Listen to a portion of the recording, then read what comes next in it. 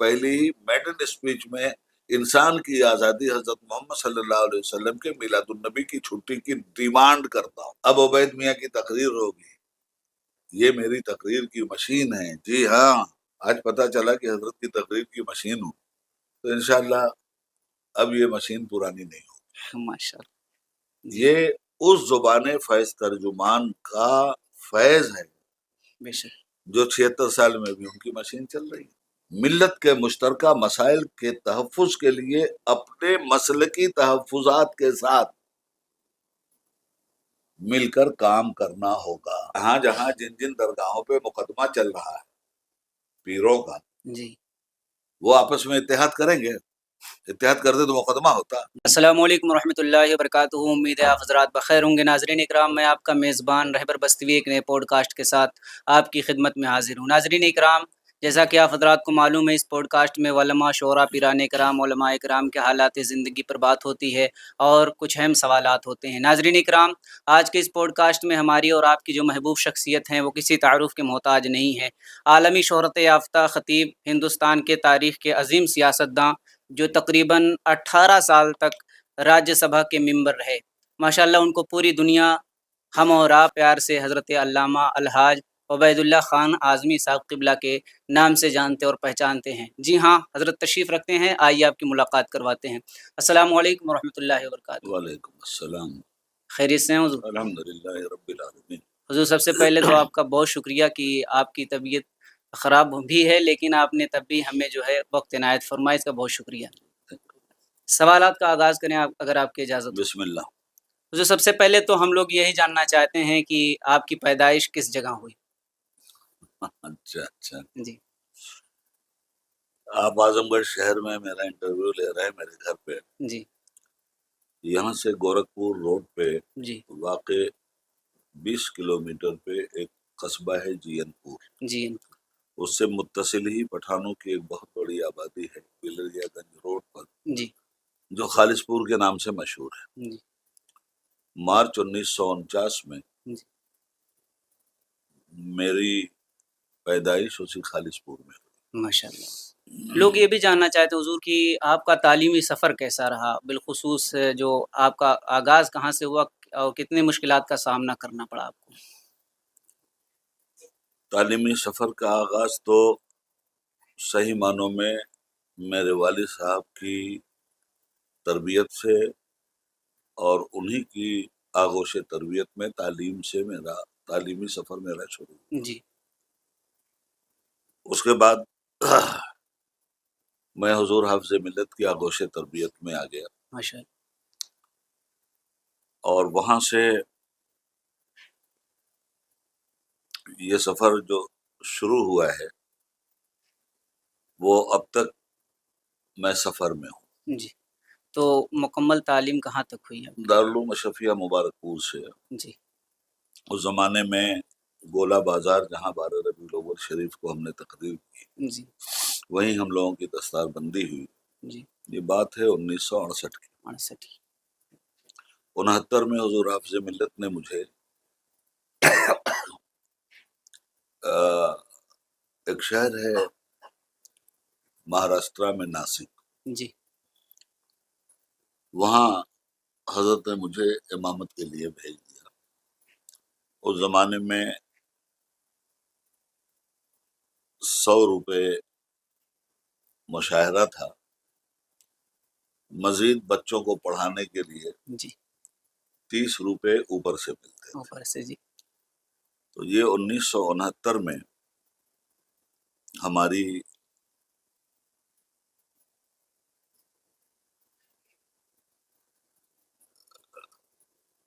Service کہیں خدمت کہیں جو بھی ہے، جی یہ سروس کا سلسلہ اور خدمت کا سلسلہ شروع ہوا. جی اس کے بعد 1971 میں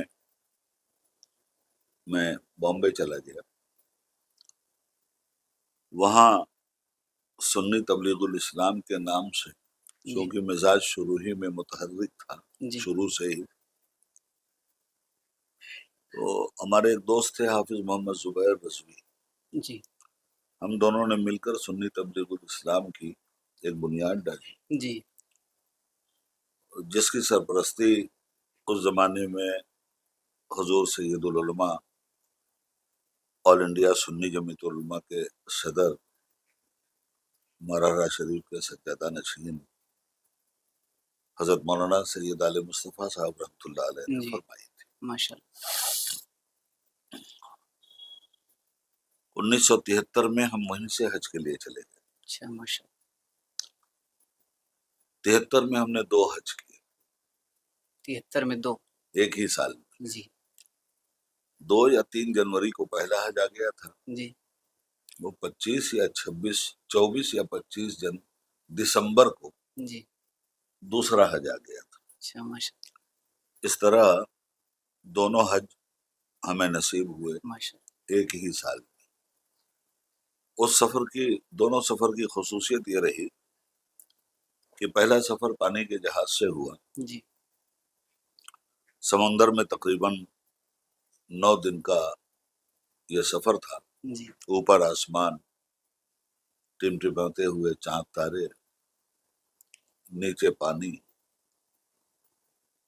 اور جہاز میں جی ہم لوگ، خصوصیت یہ تھی کہ اور ہماری خوش نصیبی تھی کہ اس میں ہم لوگ حضور مجاہد ملت رحمۃ اللہ علیہ کے شریک سفر تھے، ماشاء اور علماء کا ایک بڑا طبقہ اس سفر میں ہم لوگوں کے ساتھ تھا یا ہم ان کے ساتھ تھے۔ اللہ جی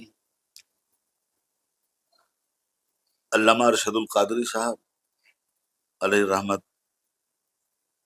اور حضرت مولانا سید عبدالحق صاحب جی گجاڑا مبارک پور والے، جی اور مولانا عبدالحلیم صاحب جو مرحوم و مغفور ہو گئے، اور یہاں دعوت اسلامی کے وہ سرپرست تھے، ناگپور میں رہتے تھے۔ جی ہم یہ سارے لوگ ایک ساتھ تھے۔ ماشاء اللہ یہ پہلے سفر۔ پہلے سفر کے بعد جی دوسرے سفر میں بھی علامہ ارشد القادری صاحب اور مولانا محمد سلیم صاحب جامعہ عربیہ سلطانپور، جی دوست بات ہے 50 سال سے اوپر کی، اس لیے جہاں تک قوت حافظہ رفاقت جی کر رہا ہے وہ بتا رہے ہیں آپ کو۔ جی اور اس سفر میں پاکستان سے حضرت مولانا شاہ احمد نورانی صاحب اور غازی اسلام مولانا عبدالستار خان نیازی، نیازی صاحب جی اور جنہوں نے اعلیٰ حضرت امام محمد رضا فاضل بریلوی رحمۃ اللہ علیہ کے ترجمہ قرآن کا انگریزی ترجمہ کیا، مجھے نام یاد نہیں ہے، جی وہ شخصیت بھی اس سفر میں شریک حج تھی۔ ماشاء اللہ اس کے بعد ہندوستان کی واپسی ہوئی، محرم کا زمانہ تھا، سید العلماء نے 12 روز کے لیے ہمارا انتخاب کیا تقریر کا۔ جی اس 12 روز کی تقریر میں علاقہ جات اور مفازات کے لوگ بھی شریک ہوتے رہے۔ ان لوگوں کو وہ تقریریں اتنی پسند آئیں کہ تقریباً اس پروگرام کے علاوہ 24 پروگرامات مزید جی دیگر 12 چھوڑ علاقہ کر جات میں وہیں اسی اطراف میں تھانہ، ممرہ، کلوا، جی رابوڑی، بھیونڈی، یہ تھے وہ اطراف۔ جی اور اس کے بعد پھر تقریروں کا سلسلہ تو جی چلتا رہا، حضور حافظ ملت رحمۃ اللہ علیہ کی بھی آمد و رفت ہوتی رہی، اور حضرت کے ساتھ تو خیر ہم یہیں سے شروع ہو گئے تھے، جی اور حضرت ساتھ میں لے کے چلتے تھے، اور ان کی کفش برداری کا اللہ کے کرم سے ہمیں فیض بھی ملا۔ 74 میں ہم لوگوں نے یہ طے کیا کہ اعلیٰ حضرت فاضل بریلوی رحمۃ اللہ علیہ پر کوئی خاطر خواہ کام نہیں ہوا. نہیں. اس لیے ایک رسالہ بھیونڈی سے نکلتا تھا المیزان نام کا، جی جس کے ایڈیٹر تھے مولانا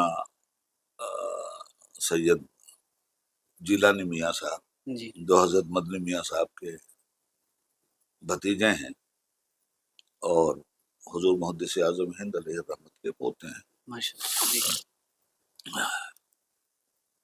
تو یہ ہم لوگوں نے طے کیا، جس میں مشاورت میں یاسین انصاری صاحب تھے، ہاشمی میاں تھے، جیلانی میاں تھے، حضرت مدنی میاں تھے، ہم تھے، اور ہمارے ساتھی تھے مولانا محمد احمد مرحوم، جو بحر العلوم حضرت مولانا عبد المنان صاحب مبارک پوری رحمۃ اللہ علیہ کے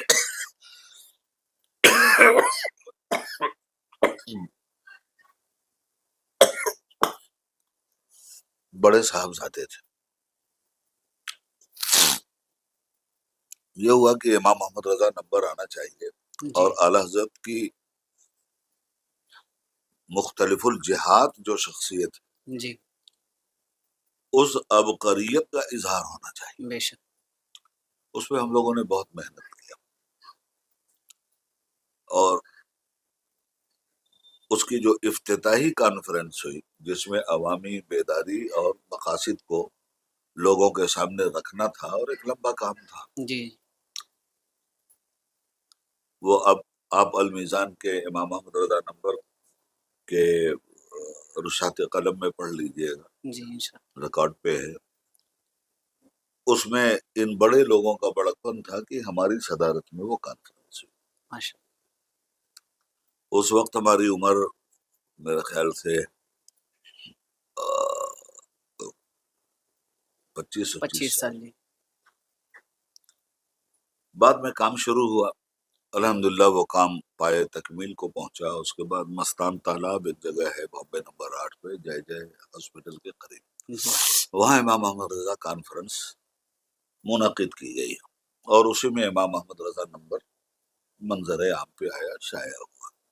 اس کا فائدہ یہ ہوا کہ ریسرچ کا راستہ اس نمبر کی بنیاد پر کھل گیا، اور اعلی حضرت کی عبقری شخصیت کا تعارف جو اس زاویہ فکر کے ساتھ نہیں ہوا تھا، جی وہ ایک وسیع زاویہ فکر کے ساتھ منظر عام پہ آیا. جی اور ان لوگوں نے بھی امام محمد رضا فاضل بریلوی کو جانا جو لوگ ہمیشہ تنقید کی نگاہ سے دیکھتے تھے، یا ہمارے لوگوں نے، کچھ لوگوں نے ایسا تعارف کروا رکھا تھا کہ تنقید کی نگاہ سے دیکھنے کا لوگوں کو موقع ملا تھا. مگر امام محمد رضا نمبر کو دیکھنے کے بعد لوگوں کی فکر بدلی، زاویہ نظر بدلا، جی اور پھر فاضل بریلوی کے بارے میں وہ متشددانہ ذہن جو پڑھے لکھے لوگوں میں بھی در آیا تھا، جیسے آج ایک متشددانہ ذہن پڑھے لکھے لوگوں میں بھی بی جے پی اور RSS کے پروپیگنڈے سے در آیا ہے، اور اچھا خاصا سیکولر انسان بھی فرقہ پرست بن کر کے اس ملک میں تباہی مچائے ہوئے ہیں. وہی ساری چیزیں اس زمانے میں بھی تھیں جی فاضل بریلوی علیہ الرحمت سے متعلق، مگر اس نمبر کے آنے کے بعد تشدد میں لوگوں کے کمی آئی، اور سوچ کا ایک دائرہ عمل وسیع ہوا، جی اور فاضل بریلوی علیہ الرحمت کے بارے میں ایک مثبت سوچ ان لوگوں کے اندر بھی پیدا ہو گئی جو لوگ فاضل بریلوی کا نام سنتے ہی اپنے گھر کا دروازہ بند کر لیتے تھے. جی تو یہ رہا، اور اس کے بعد پھر یہ تقاریر کا جی سلسلہ چلتا رہا. پھر بیچ میں چونکہ آپ نے اب ساری باتیں جی پوچھی ہیں تو جی سن لیجئے. پھر دھیرے دھیرے 1984-85 آیا، جی اور اس زمانے میں اتفاق سے شاہ بانو کیس آ گیا. تو شاہ بانو کیس بہت مشہور کیس ہے. اب تو وہ انسائکلوپیڈیا پہ جائیے، جی دیکھیے، اس پہ بھی آپ کو مل جائے گا. سپریم کورٹ کی تاریخ کی ریکارڈ پہ بھی آپ کو مل جائے گا. اب اس میں وہ ایک جنگ چھڑی، جی تو اس جنگ میں ہم لوگوں نے بھی پارٹیسپیٹ کیا، اور اتنا جم کر کے لڑے کہ پورے ملک کو وہ بات معلوم ہے. 1986 میں ہم لوگوں کی کوششوں کا اللہ تعالیٰ نے نتیجہ بھی ہم کو دیا، اور سپریم کورٹ کی فل بینچ کا فیصلہ پارلیمنٹ سے کل عدم ہوا، اور وہ میٹر تھا مینٹیننس کا، نان و نفقہ کا. جی سپریم کورٹ نے فیصلہ دیا تھا 125 CRPC کے تحت جو انڈین پینل کوڈ ہے، اور اس کا فیصلہ آنا چاہیے تھا شریعت اپلیکیشن ایکٹ 1937 کے تحت جو ہندوستانی قوانین میں درج ہے۔ جی اس لیے ہم لڑے کہ آپ فیصلہ دیجئے مگر شریعت اپلیکیشن ایکٹ کے تحت دیجئے، 125 CRPC کے تحت جو آپ فیصلہ دے رہے ہیں ہمارے لیے نامنظور ہے۔ جی اس میں ہماری گرفتاریاں بھی ہوئیں، سنا بھی ہوگا آپ نے جی لوگوں سے، شہروں میں پابندیاں بھی رہیں، بہت بوال رہا، مگر اس کا ایک اچھا نتیجہ نکلا۔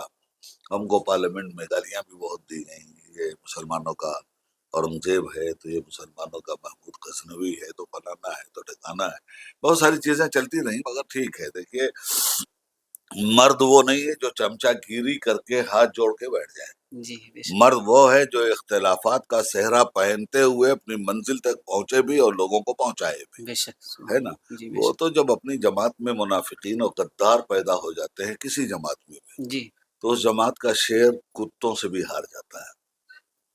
یہ صحیح کہہ رہے تاریخی تسلسل کی ایک ہیں کڑی بالکل ہے بہرحال۔ اور وہ کیس الحمدللہ مسلمانوں کے فیور میں آیا، اور ہندوستان کی تاریخ جب بھی لکھی جائے گی، میں یہ نہیں کہتا کہ جی اس میں صرف میں نے پارٹیسپیٹ کیا تھا یا علامہ ارشد نے کیا تھا یا مسلم پرسنل لا کانفرنس نے کیا تھا، مسلم پرسنل لا بورڈ بھی اس میں جی ہر اعتبار سے حاوی تھا، بلکہ ہم سے زیادہ طاقتور تھا، جی بے شک مگر اتفاق کی بات یہ ہے کہ طاقتور لوگ وہاں تھے، آواز ہماری سنی جا رہی تھی۔ جی تو اس طرح سے ہندوستان کی جو تاریخ بنے گی مسلمانوں کے مفادات کے تحفظ کی خاطر، اس میں آپ کی جماعت کو نظر انداز یا بائی پاس یا صرف نظر نہیں کیا نہیں جا سکتا، جی اس لیے کہ اس میں آپ برابر کے شریک رہے ہیں۔ شریک رہیں اور اسی وقت سے ہمارا ایک واضح نقطۂ نظر بھی ہو گیا کہ مسلک ہر آدمی کو پیارا ہے، اپنا اپنا مسلک بے ہم کو شک بھی پیارا ہے، جی تو مسلک میں تو سمجھوتے نہیں ہو سکتے، بالکل کوئی کرتا بھی نہیں۔ جی البتہ ملت کے جو مشترک مسائل ہیں، جی ان مشترک مسائل میں مسلکی تحفظات کے ساتھ ایک جگہ جمع ہونا اور مل کر کے اس مسئلے کو سالو کرنے کی کوشش کرنا، یہ ناگزیر ہے، یہ کرنا پڑے گا۔ جی یہ میں اسی وقت سے چلا رہا ہوں، اور اس کی ایک نظیر بھی ہمارے سامنے جی ہے کہ 1973 میں جب مسلم پرسنل لا پہ ایک آفت آئی تھی، اور وہی مسلم پرسنل لا بورڈ بننے کی بنیاد بنی۔ اس زمانے میں نندنی ستپتی چیف منسٹر تھیں آپ کے اڑیسہ کی، جی اور سب سے پہلے حضور مجاہد ملت مولانا حبیب الرحمان صاحب رحمۃ اللہ تعالی علیہ نے یہ آواز اٹھائی تھی۔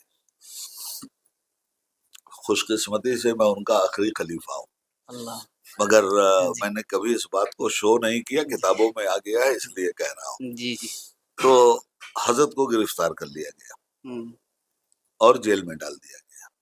مسئلہ پھر بہت آگے بڑھا، اور نتیجے میں مسلم پرسنل لا بورڈ کے بارے میں ایک سوچ پیدا ہوئی۔ اس میں یہ ہوا، بامبے میں ایک اجلاس اس کا پہلا ہوا مسلم پرسنل لا بورڈ کا، جی تو اب اس میں ہر جماعت کے نمائندوں کی شرکت تھی، تو تنظیمی اعتبار سے اب مجلس مشاورت بھی بنانی تھی اور مجلس منتظمہ بھی بنانی تھی۔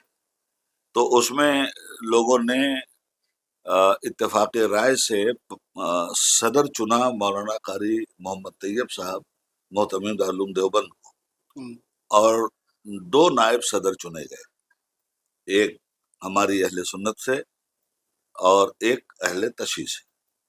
ہمارے یہاں سے جو صاحب چنے گئے وہ اعلیٰ حضرت کے خلیفہ بھی تھے، اعلیٰ حضرت کے مرید بھی تھے، ماشاء اللہ اعلیٰ حضرت کے شاگرد بھی تھے، حضور مفتی اعظم کے ہم کلاس بھی تھے، اور اعلیٰ حضرت یہ فرماتے تھے کہ مصطفیٰ رضا یعنی مفتی اعظم جی میری جسمانی اولاد ہے، اور برہان میاں میری روحانی اولاد ہے۔ جی اور اعلیٰ حضرت کا ایک شعر بھی ہے، آل رحمہ برہان الحق شرق پہ برق گراتے ہیں۔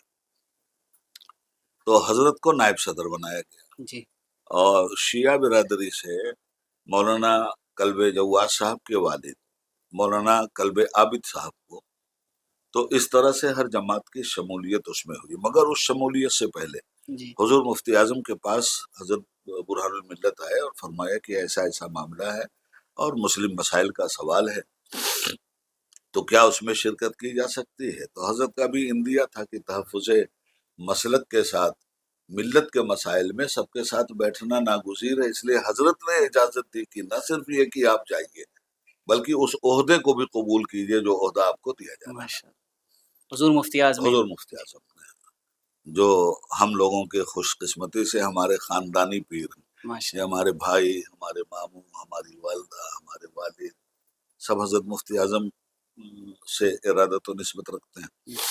خیر، وہ دور گزر گیا۔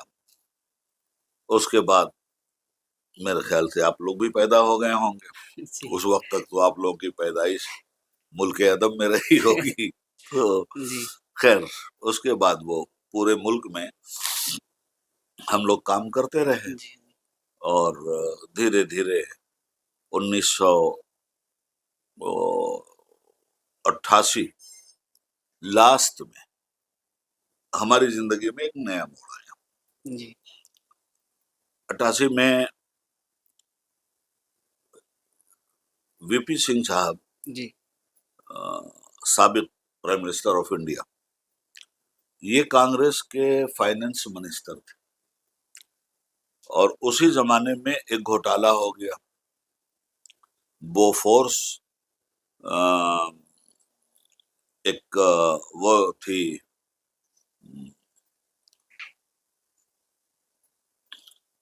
توپ، جی اس کی خریداری ہوئی گورنمنٹ آف انڈیا نے، اس میں 60 لاکھ روپے کے کرپشن اور رشوت کا معاملہ آیا۔ جی چونکہ وی پی سنگھ صاحب فائنانس منسٹر تھے، بہت بڑی پوسٹ تھی، انہوں نے اس پر اعتراض کیا۔ جی کانگریس پارٹی نے اس کو چھپانا چاہا، وہ آدمی راجا آدمی تھا، انہوں نے اس کو اجاگر کیا اور فائنانس منسٹری سے استعفیٰ دے دی کہ نہیں، یہ رشوت نہیں چلے گی۔ جی اور نتیجے میں کانگریس نے ان کو نکال دیا۔ جب کانگریس نے ان کو نکال دیا تو ان لوگوں نے مل کر کے ایک پارٹی بنا لی، جس میں Chandra Shekhar Singh ex prime minister of India, جی mister Gujral ex prime minister of India, mister Deve Gowda ex prime minister of India, یہ سب ایکس پرائم منسٹر، جی مسٹر دیوی لال نائب وزیر اعظم ہندوستان، جی یہ سارے لوگوں نے مل کر کے وی پی سنگھ صاحب کی قیادت میں ایک پارٹی بنائی جس کا نام تھا جنتا دل۔ جب وہ جنتا دل بنی تو اس کے بعد چونکہ ہم پورے ملک میں کافی شہرت پذیر ہو چکے تھے، جی تو انہوں نے ہم کو تلاش کرنا شروع کیا کہ وہ اگر ہم لوگوں کو مل جاتے ہیں کانگریس کے خلاف، چونکہ کانگریسی کے زمانے میں پرسن اللہ والا میٹر تھا، جی اور ہماری گرفتاری بھی کانگریس گورنمنٹ کر رہی تھی، اور ہم کانگریس گورنمنٹ کے خلاف جم کے بمبارڈ کر رہے تھے۔ جی تو انہوں نے، وی پی سنگھ صاحب نے ہم کو تلاش کرنا شروع کیا، تو پتہ یہ چلا کہ بامبے میں سب سے زیادہ ہمارا ساتھ حاجی مستان مرزا صاحب نے دیا تھا، اور بامبے سے ہم 2 مرتبہ شہر بدر بھی کیے جا چکے تھے گورنمنٹ کی طرف سے کہ بامبے میں ہمارے داخلے کی اجازت نہیں ہے، اس لیے کہ بہت طوفان مچا دیا تھا ہم نے وہاں حکومت کے خلاف۔ تو خیر، اور اس میں ہمارا سب سے زیادہ ساتھ حاجی مستان مرزا صاحب نے دیا تھا، جی اللہ ان کی مغفرت فرمائے۔ آمین تو یہ پتہ چلا کہ حاجی مستان اگر عبید اللہ اعظمی سے کہہ دیں گے تو وہ انکار نہیں کر پائے۔ اب حاجی مستان سے کون ملے؟ تو فلمی دنیا کے ایک ہیرو ہیں، ان کا نام ہے راج ببر، جی ابھی بھی ہیں۔ راج ببر کو اس کام پہ انہوں نے لگایا، چونکہ بامبے رہتے تھے لوگ، تو راج ببر کو یہ معلوم تھا کہ ایک صاحب ہیں آر روشن بیگ، یہ ہوم منسٹر بھی رہے ہیں کرناٹکا گورنمنٹ میں، میرے اچھے دوستوں میں بھی ہیں، جی تو ان سے یارانہ تھا راج ببر کا۔ تو راج ببر یہاں سے چلے گئے دلی سے بنگلور، جی اور بنگلور جا کے ان سے کہا کہ یار ایسی ایسی بات ہے، وی پی سنگھ صاحب نے مجھے اس کام پہ لگایا ہے، عبید اللہ اعظمی صاحب کو کسی بھی طرح سے جنتا دل میں شامل کرنا ہے، جی اور وہ نیوٹرل آدمی ہیں، انہوں نے ماحول پورے ملک میں بنایا ہے، کانگریس کی گورنمنٹ الٹ جائے گی اگر وہ آ جاتے ہیں، مگر وہ حاجی مستان مرزا کے علاوہ کسی کی بات نہیں مانی۔ تو آر روشن بیگ جو ہیں وہ حاجی مستان مرزا کے رشتے دار، یہ لوگ گئے بامبے جا کر کے حاجی صاحب سے بات ان لوگوں نے، تو حاجی صاحب نے مجھے فون کیا، میں نے کہا حاجی صاحب مجھے سیاست واسط پہ نہیں جانا ہے، چھوڑیے یہ سب، میں نہیں کروں گا یہ سب۔ آپ نے پہلی بار منع کر بالکل منع کر دیا تھا، سختی سے منع کر دیا تھا، مجھے منانے میں بھی ان لوگوں کو 2 ہفتے لگ گئے۔ دیا جی خیر اس کے بعد ٹھیک ہے، میں تیار ہوا کہ کانگریس گورنمنٹ تو بدلنی چاہیے، اس لیے کہ بھاگلپور میں فساد ہو چکا تھا، ہر جگہ فساد ہو چکا تھا، مسلمانوں کی لاشوں کے اوپر گوبھی کی کھیتی کر دی گئی تھی، تو مسلمان تو ویسے ہی ناراض تھا، وہ بہت ناراض تھا۔ تو خیر ہم تیار ہو گئے، آگے بولیں گے مائک۔ ہاں تیار ہو گئے۔ اسی زمانے میں ان سے پروگرام طے ہوا کچھ اکتوبر فرسٹ ویک جی 1988 میں، 1988 ہاں، اور اس سے پہلے ایک کانفرنس تھی کشمیر میں، جی سیرت النبی کانفرنس تھی، ایک قصبہ ہے کنگن، کنگن ہاں، اس کانفرنس میں مولانا اختر رضا خان اظہری بھی تھے، مولانا ضیاء المصطفیٰ صاحب بھی تھے، اور بھی بڑے بڑے لوگ تھے، ہم بھی تھے۔ خیر اب وہ چونکہ شہرا تو ہمارا بنام مسلم پرسن اللہ جادو جگائے ہوئے تھا، جی کشمیر والوں پہ کچھ زیادہ ہی اثر تھا اس کا۔ اب وہاں پہنچنے کے بعد اسٹیج پہ جب سب لوگ پہنچے، وہ نوجوان اتنے پاگل، اتنے جذباتی کہ سب چڑھ گئے اسٹیج پہ، فاروق عبداللہ صاحب چیف منسٹر تھے، وہ بھی تھے، جی اور چڑھنے کے بعد مجھے سبوں نے اٹھا لیا دونوں ہاتھوں پر، اور لے کر کے یہ وادی کشمیر ہے، عبید اللہ ہمارا شیر ہے، باقی سب ہیر پھیر ہے، ہاں، یہ نعرہ لگاتے ہوئے پورے قصبے میں تو پہلے اپنے ہاتھوں پہ لیے ہوئے ان سبوں نے ایک جلوس کی شکل اختیار کر لی۔ اس کے بعد پھر اسٹیج پہ لے آئے۔ خیر وہاں سے فاروق عبداللہ صاحب کے اسٹیٹ ہوائی جہاز سے، جو چیف منسٹر کا ہوتا ہے، کوئی بھی چیف منسٹر ہو گورنمنٹ کی طرف سے وہ ہوتا ہے، اس سے ہم لوگ دلی آ گئے۔ دلی آنے کے بعد وی پی سنگھ صاحب سے ملاقات ہوئی، اور تقریباً 1.25 گھنٹہ یہ ملاقات چلی، جی جس میں Mulayam Singh, Lalu Yadav, Chandra Shekhar, Yashwant Sinha ex finance minister, سارے بولڈ لوگ موجود۔ ابھی ٹکٹوں کا بٹوارا ہو رہا تھا کہ ٹکٹ کہاں کہاں دیے جائیں گے، الیکشن کی تیاری تھی اور بالکل پیک پہ تھا الیکشن۔ تو دلی میں گول مارکیٹ ہے، وہاں ایک صاحب رہتے ہیں کشوری لال، وہ بھی ایکس ممبر آف پارلیمنٹ اور ہر حکومت کی ناک کے بال۔ ان کے گھر پہ ایک میٹنگ ہوئی جس میں چندر شیکھر جی اور یشونت سنہا صاحب، کشوری لال، وی پی سنگھ صاحب، سارے بڑے لیڈر تھے، اور اس میں ہماری شمولیت کا اعلان ہوا as a all India general secretary,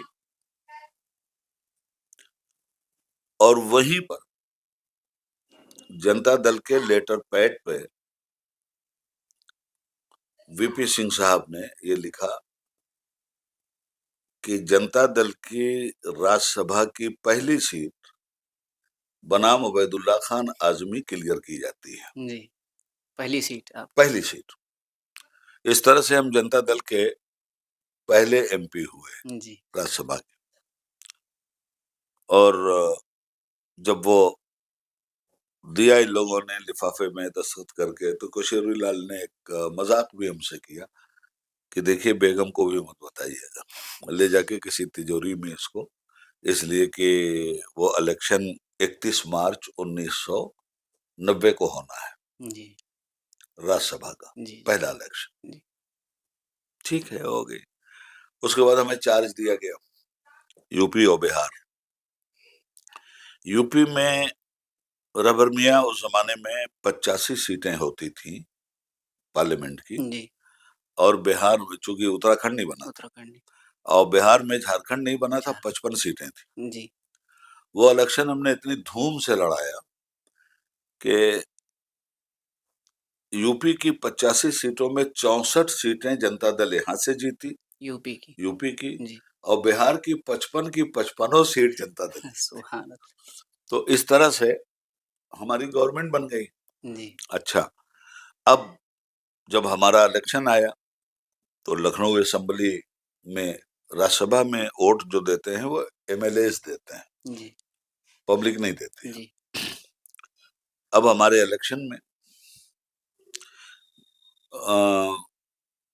یہ الیکشن ہوا ہے 31 مارچ 1990 کو، جو پہلی رمضان تھی، पहली रमजान فرسٹ رمضان۔ जी ہماری بڑی مخالفت، اور ہمارے وہ کیسٹ سب اسمبلی میں بجائے جانے لگے کہ ووٹر ہمارے بکھر جائے اور ہم کو ہروا دیا جائے۔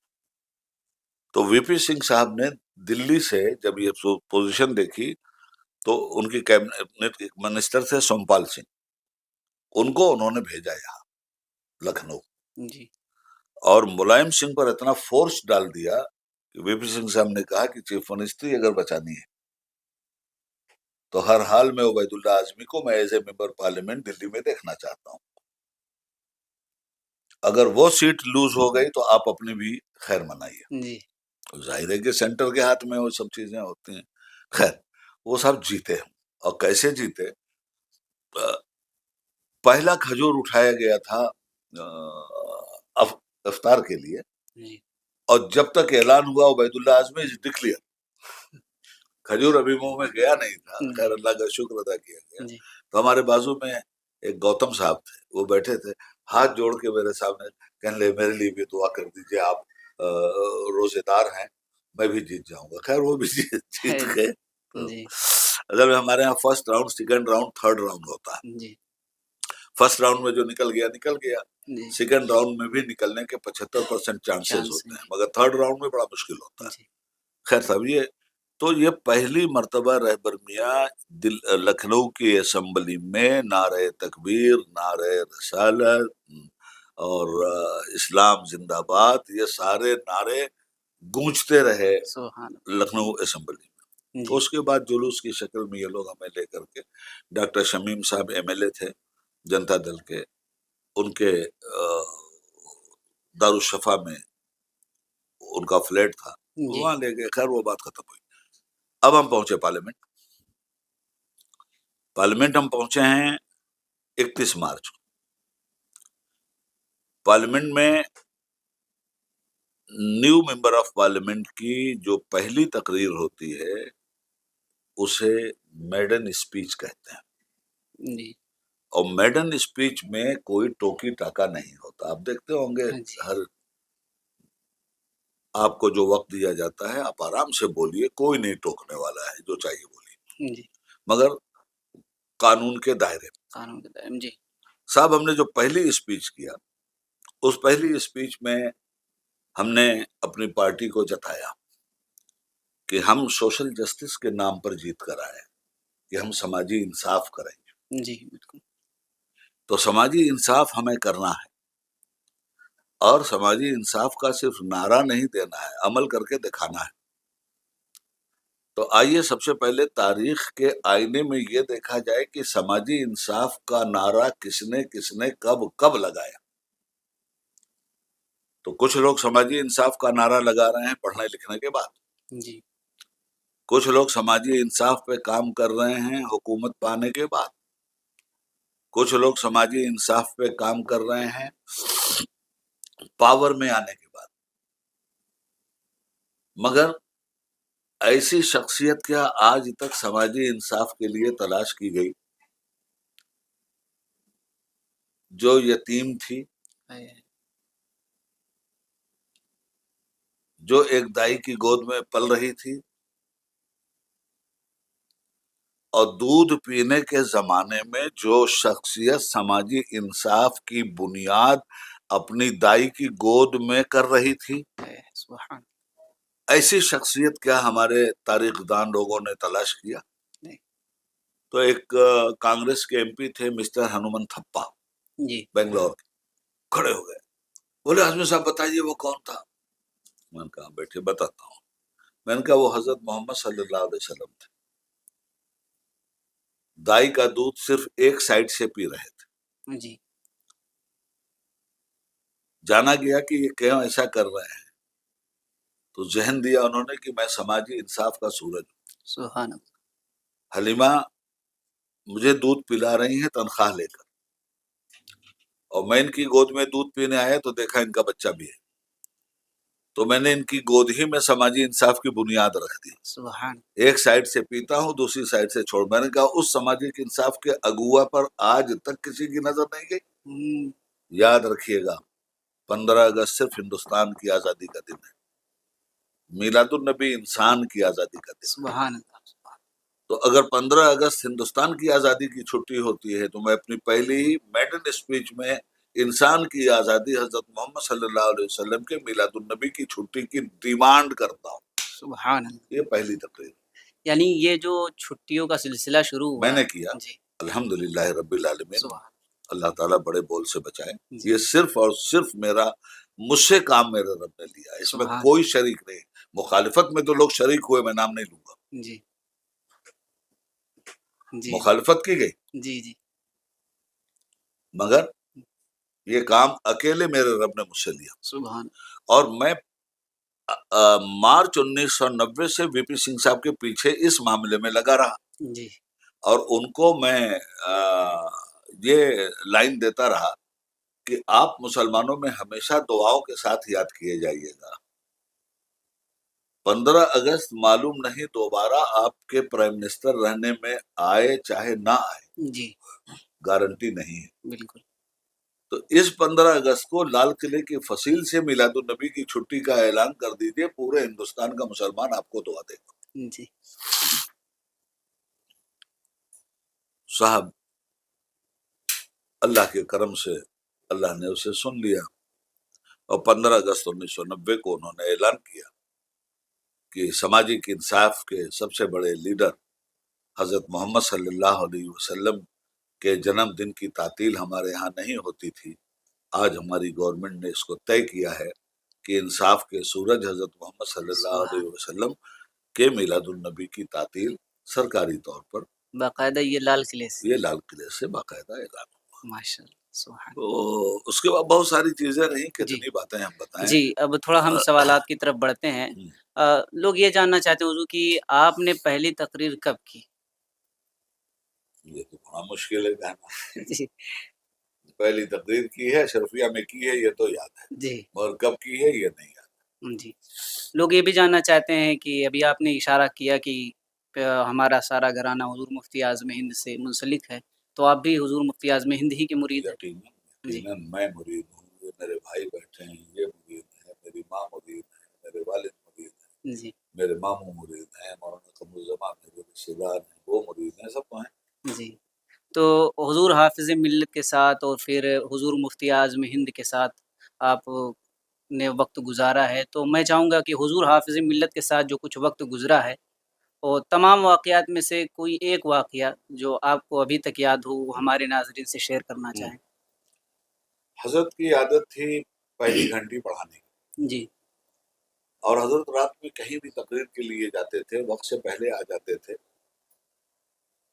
तो मैंने हजरत का ये मामूल देखा, और मुझे शर्फ हासिल हुआ हजरत के साथ हजरत का सामान्य सफर लेकर चलने का।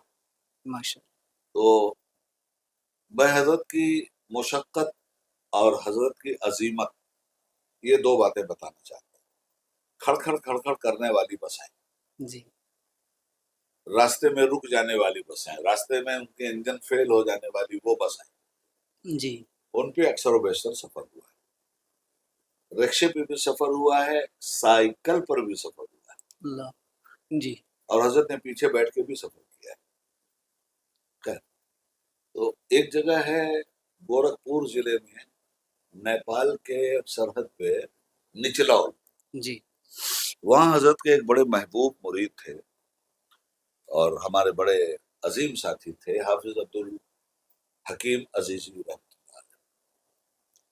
हजरत हर साल वहाँ पाबंदी से जी, जाते और मुझे भी लेके जाते थे। वहाँ कोई लाइट वाइट नहीं थी, कुल्हड़ में चाय और बाजार से नमकीन और जो भी जिस तरह का भी खाना पीना रहा हो। रात ही में इजलास के बाद फौरन मुबारकपुर के लिए रवाना। जी एक चीज तो हजरत की ये थी कि वक्त की पाबंदी जी पहले खुद करते थे, उसके बाद दूसरों से करवाते थे। अच्छा, तालीमी निजाम बहुत ही ठोस था। जी दौरान तालीम किसी की हिम्मत नहीं थी कि हजरत के रूम के सामने से गुजर जाए। हिम्मत ही नहीं थी किसी की, चाहे वो मुदर्रिस हो और चाहे वो मुतल्लिम हो। जी और ये जब यूनिवर्सिटी का काम शुरू हुआ तो उसमें भी मुझे हजरत के साथ यूनिवर्सिटी की तामीर और तरक्की में खिदमत करने का बहुत अच्छा मौका मिला।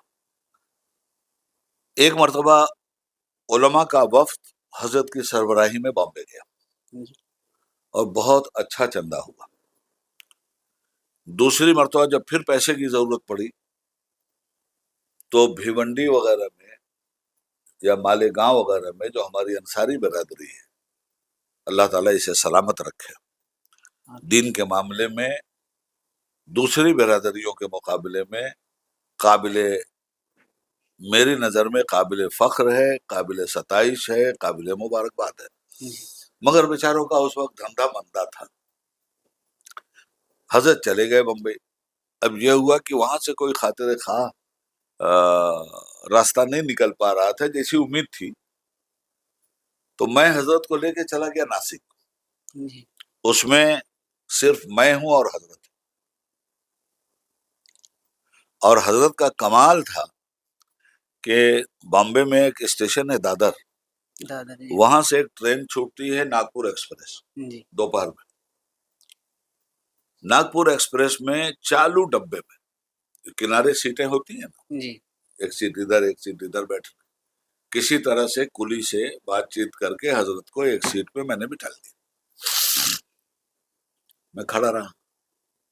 आया इगतपुरी स्टेशन, जी वहां गाड़ी रुकती है 20 minute due to transfer of engine, ji engine को बदलने के लिए। तो हजरत ने फरमाया कि मैं नमाज पढ़ूंगा जी जोहर का। अच्छा, पब्लिक भी उतर जाती है पानी वानी लेने के लिए, जी खाने पीने के लिए। तो उस वक्त इतना रास्ता मिल गया था कि हजरत को नीचे उतार। अब हजरत नमाज पढ़ चुके, रोके कौन। जब नमाज पढ़ चुके, इधर गाड़ी के चलने का वक्त हुआ, अब इधर हजरत उठे तो गाड़ी के दरवाजे के पायदान तक तो पब्लिक।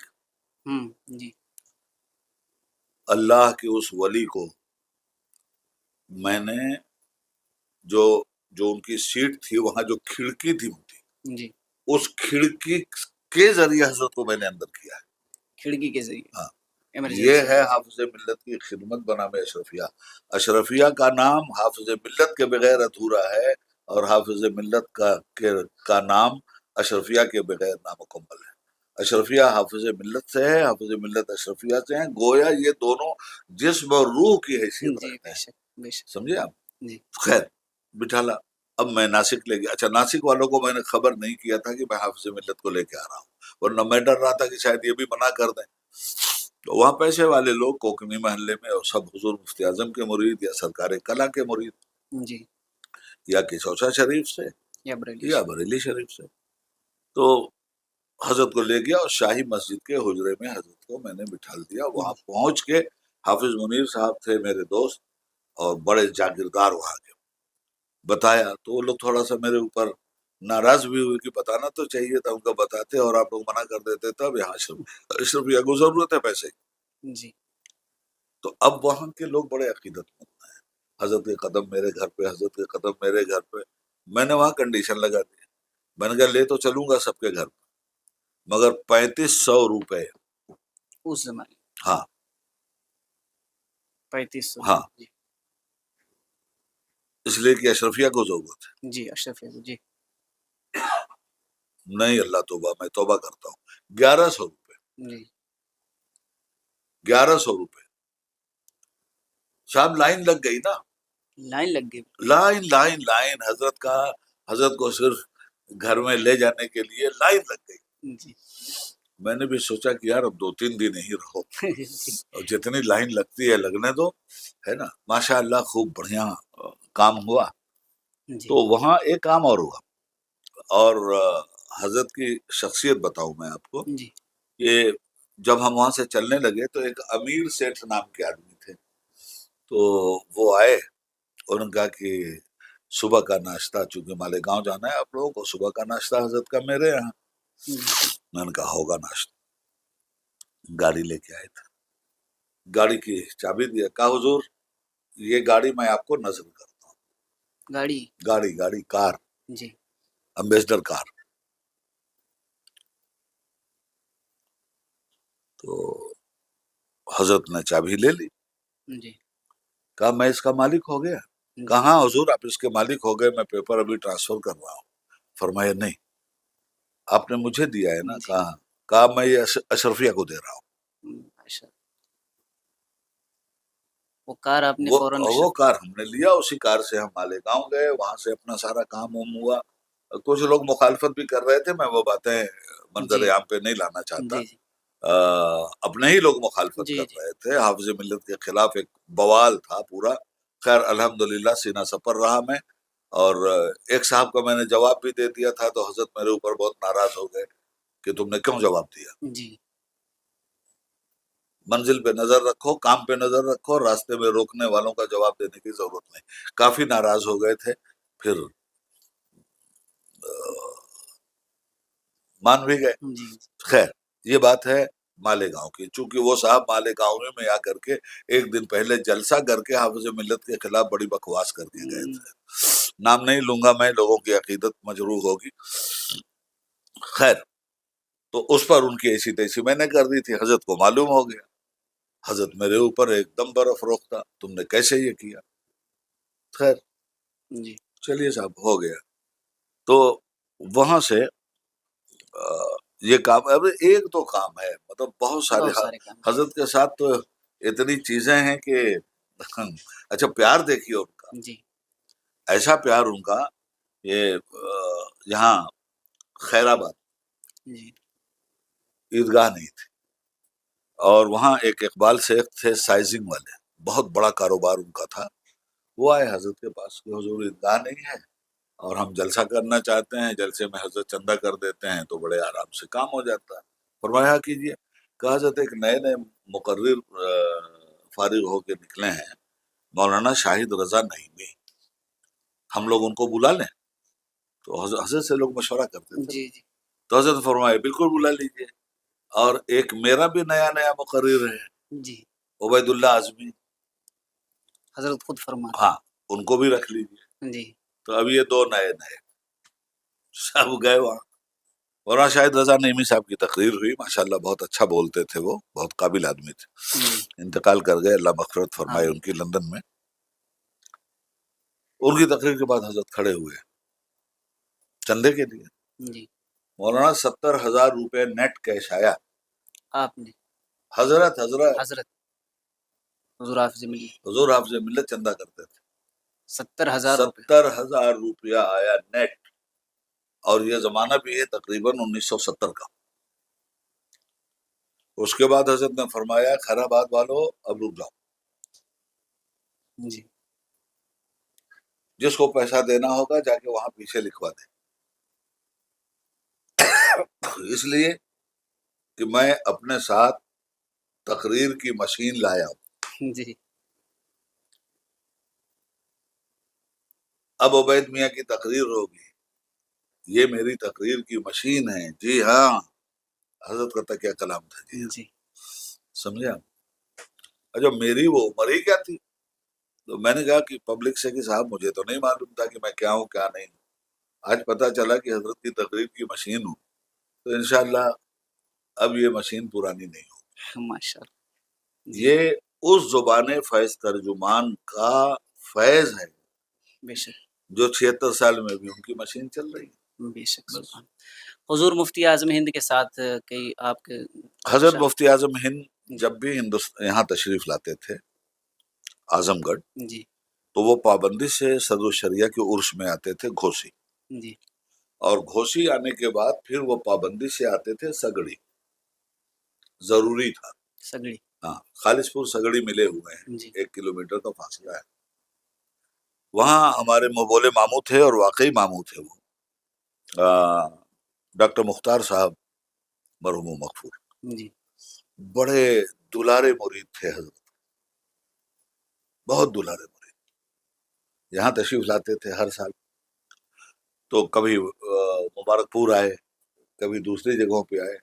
میں 11 سال کی عمر میں مرید ہوا ان سے، 11 سال کی عمر، اور اس کے بعد زندگی بھر جب جب ملتے رہے تب مرید ہوتا رہا، ماشاء اور مجھے شرف حاصل ہے بامبے سے لے کے ناسک تک کے اجلاس میں حضرت کی موجودگی میں تقریر کرنے کا بھی، ماشاء اور باقی تو اب وہ جہاں جہاں ملاقاتیں رہیں، چاہے وہ جلسے رہے ہوں، چاہے ہمارے علاقے میں آئے، جی جو بھی اللہ نے موقع دیا ان سے دعائیں لینے کے لیے ہم لوگ دعا لیتے رہے۔ جی آگے سوال کی طرف بڑھتے ہیں۔ خانقاہوں کے سجادگان کو اس دور میں کس شعبے پر زیادہ توجہ دینے کی ضرورت ہے؟ پہلے تو انہیں پڑھنا لکھنا چاہیے، جی جم کے تعلیم حاصل کرنا چاہیے، پھر تربیت جم کے حاصل کرنا چاہیے، 1 سال کا کورس کر کے دستار بندی کروا کے، جی ٹھیک ہے کاروبار تو آپ کر سکتے ہو، دین کی تبلیغ نہیں کر سکتے۔ جی دین کی تبلیغ کے لیے باقاعدہ آپ کو پڑھنا پڑے گا، آپ کو تربیت حاصل کرنی پڑے گی، اور آپ کو اب بزرگان دین کے نقش قدم پر چلنا پڑے گا، بے شک۔ تب خانقاہوں کی افادیت سامنے آئے۔ جی آگے سوالات کی طرف بڑھتے ہیں۔ فیض آباد کے قریب رودھولی شریف میں ایک محفل ہے، اتحاد ملت کانفرنس، جس میں شیعہ سنی اہل حدیث سب ہیں، اس میں آپ کی شرکت ہونے والی ہے، کس وجہ سے؟ جبکہ آپ سنی سے العقیدہ ہیں اور ملک کے بہت بڑے دینی ادارے سے اشرفیہ سے منسلک بھی ہیں، تو اس کی کیا وجہ ہے؟ نہیں، دیکھیے ملک میں 2 اتحاد بہت ضروری ہے، جی بلکہ میں کہتا ہوں آپ کے چینل کے مادھیم سے کے ذریعے سے کہ 3 اتحاد ضروری ہے ملک میں۔ 3 اتحاد، ہم مسلمانوں کے لیے 3 اتحاد ضروری ہے۔ جی ایک ہے قومی اتحاد، کشمیر سے لے کے کنیا کماری تک قومی اتحاد، ہم ہندوستانی، بے شک، ہم مسلمان ہندوستانی، دوسرا ہندو ہندوستانی، تیسرا سکھ ہندوستانی، مگر جو قدر مشترک ہے وہ ہندوستانی ہونا ہے۔ سب کے پاسپورٹ پر کیا ہے؟ ہندوستان، ہندوستانی۔ جی تو ہندوستان ہمارا دیش ہے، جو ہمارا مذہب نہیں مانتے ان کا بھی دیش ہے، ہم جن کا مذہب نہیں مانتے ہمارا بھی دیش ہے۔ تو ہندوستان ایک مشترکہ امانت ہے۔ بے شک، اگر اس ملک پر کسی باہری ملک نے حملہ کیا تو ہم مسجد سے نکل کر کے، دوسرا اپنے مذہبی مقامات سے نکل کر کے، تیسرا اپنے کھیت سے نکل کر کے، مذہب چاہے جس کا جو بھی ہو، جی ہندوستانی ہونے کی بنیاد پر ہم ایک جماعت بنیں گے، ایک متحدہ آواز بنیں گے، اور ہندوستان کے دشمن کو کراڑا جواب دیں گے۔ وہ ضروری ہے اس وقت۔ جی آپ اگر یہ کہیں گے کہ نہیں ہندو جا رہا ہے ہندوستان کی حفاظت کے لیے میں کیوں جاؤں، تو شاید آپ مجرم گردان دیے جائیں۔ تو یہ تو ہے قومی اتحاد، جی ملک میں جو مختلف قومیں ہیں ان کے ساتھ قومی، ملک کے تحفظ کے لیے مذہبی تحفظات کے ساتھ۔ دوسرا ہے ملی اتحاد۔ آج مجھے آپ یہ بتائیے کہ جو موب لنچنگ ہو رہی ہے، یہ دیوبندی کی ہو رہی ہے کہ بریلوی کی، شیعہ کی ہو رہی ہے کہ سنی کی یا مسلمان کی؟ مسلمان کی، بھئی آپ کا یہ انٹرنل معاملہ ہے، شیعہ سنی دیوبندی بریلوی، گورنمنٹ کا یہ معاملہ نہیں ہے نا، اور جی فرقہ پرستوں کا بھی نہیں۔ کسی فرقہ پرست نے آپ کی داڑھی دیکھا، ٹوپی دیکھا، پوچھ کے مارا آپ کو کہ آپ دیوبندی ہیں کہ بریلوی، شیعہ ہیں کہ سنی؟ کیا کہہ کے مارا؟ مسلمان، مسجدیں جلائی گئیں اور مسجدیں توڑی گئیں، کیا کہہ کے توڑی گئیں اور کیا کہہ کے جلائی گئیں؟ دیوبندی کی ہے اس لیے توڑ رہے ہیں، بریلوی کی ہے اس لیے توڑ رہے ہیں۔ مسلمان کی، قرآن کریم کی بے حرمتی کی گئی، نبی اکرم صلی اللہ علیہ وآلہ وسلم کی بے حرمتی کی گئی، دیوبندی کا پیغمبر سمجھ کر بریلوی کا، شیعہ کا، سنی کا یا مسلمان کا. مسلمان. آج اوقاف کا میٹر ہے، اگر یہ وقف ترمیمی بل پاس ہو جاتا ہے تو صرف دیوبندیوں کا نقصان ہوگا، آپ کا نہیں ہوگا. سب کا. صرف شیعوں کا ہوگا، آپ کا نہیں ہوگا. تو مسلک میں سمجھوتا نہیں کیا جا سکتا، جی. مگر ملت کے مشترکہ مفادات کے لیے تو سمجھوتا ناگزیر ہے بھائی. اب یہ ملت کے مفادات کا مسئلہ ہے، یہ ہمارے تحفظات کا مسئلہ ہے، یہ ہماری مسجدوں کا مسئلہ ہے، ہماری اوقاف کا مسئلہ ہے، ہمارے قبرستانوں کا مسئلہ ہے. اس لیے میں 1984 سے لے کر آج تک اس بات کا قائل ہوں اور اس پہ عمل بھی کرتا ہوں اور کرتا بھی رہوں گا کہ ملت کے جہاں مشترکہ مسائل کے تحفظ کی بات ہوگی وہاں ہر کلمے کے دعوے دار کے ساتھ ملت کے مشترکہ مسائل کے تحفظ کے لیے اپنے مسلکی تحفظات کے ساتھ مل کر کام کرنا ہوگا. بے شک. جس طرح آپ نے حوالہ بھی دیا کہ حضور مفتی اعظم ہند نے بھی اجازت دی وہ تو نظیر ہے ہمارے سامنے. جی. تو آگے اور سوالات کی طرف بڑھتے ہیں. اہل سنت و جماعت کو باہمی متحد و منظم کرنا ہونا کتنا ضروری ہے اور اس کا کیا طریقہ ہو سکتا ہے؟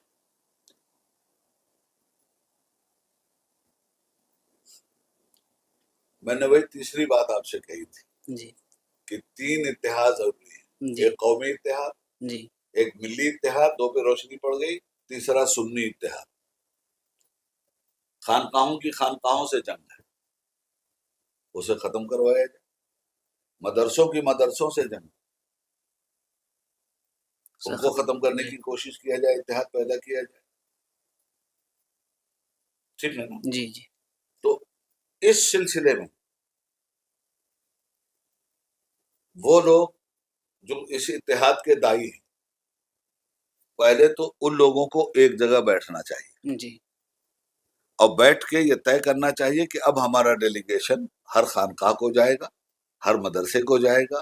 جن لوگوں میں سنیوں میں جس طرح سے اختلافات ہیں، ان اختلافات کو ختم کرنے کا کیا کیا راستہ نکل سکتا ہے. بنام اہل سنت تو اختلاف ختم کیا جا سکتا ہے اگر آپ واقعی اہل سنت کے صحیح ماننے والے ہیں تو. اور اگر اہل سنت کا لبادہ اوڑھ کر نام اہل سنت کا اور کام اہل بدعت کا، تب تو ذرا مشکل ہوگا. جی.